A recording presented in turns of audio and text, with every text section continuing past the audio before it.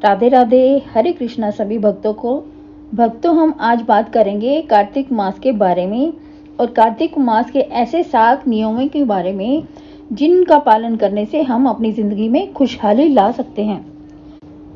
हिंदू पौराणिक और प्राचीन ग्रंथों में कार्तिक मास का विशेष महत्व है। धर्म शास्त्रों के अनुसार इस पूरे कार्तिक मास में व्रत व तप का विशेष महत्व बताया गया है। उसके अनुसार जो मनुष्य कार्तिक मास में व्रत तप करता है उसे मोक्ष की प्राप्ति होती है, सभी सुख मिलते हैं और इस मास में दीपदान तो अवश्य ही माना गया है।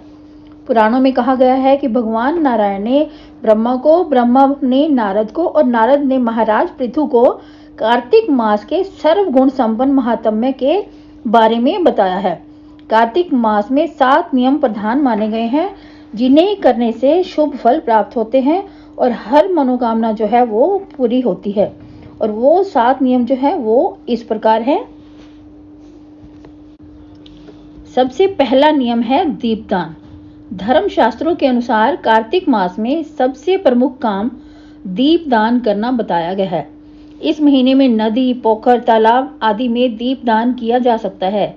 इससे पुण्य की प्राप्ति होती है और मोक्ष प्राप्त होता है। उसके बाद दूसरा नियम है तुलसी पूजा। इस महीने में तुलसी पूजन करने तथा सेवन करने का विशेष महत्व बताया गया है।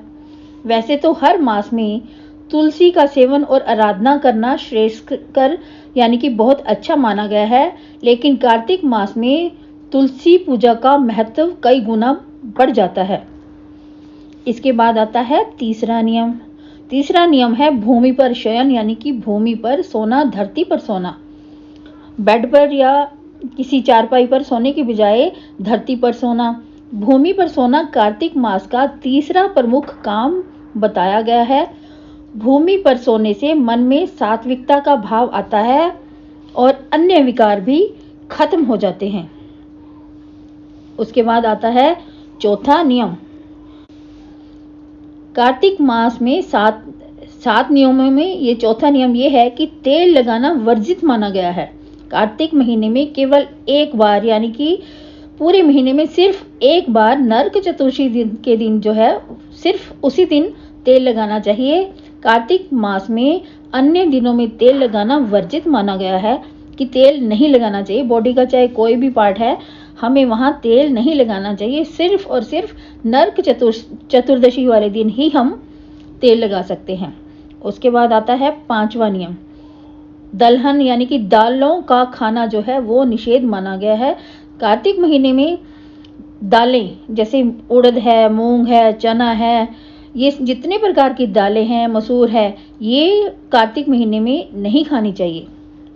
उसके बाद आता है छठा नियम।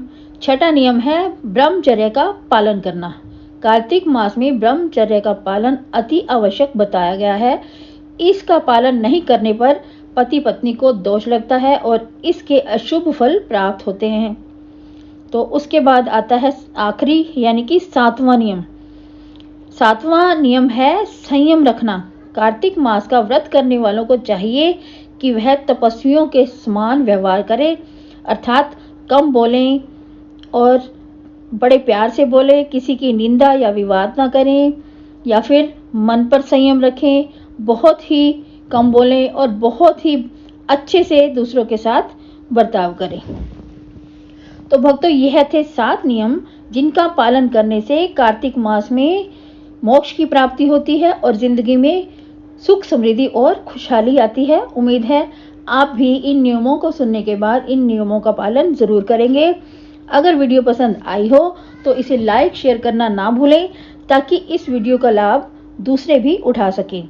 और अगर अभी तक भी आपने मेरे चैनल को सब्सक्राइब नहीं किया तो कृपया आप मेरे चैनल को सब्सक्राइब कर दीजिए ताकि आने वाली वीडियोस की नोटिफिकेशन आपको मिलती रहे।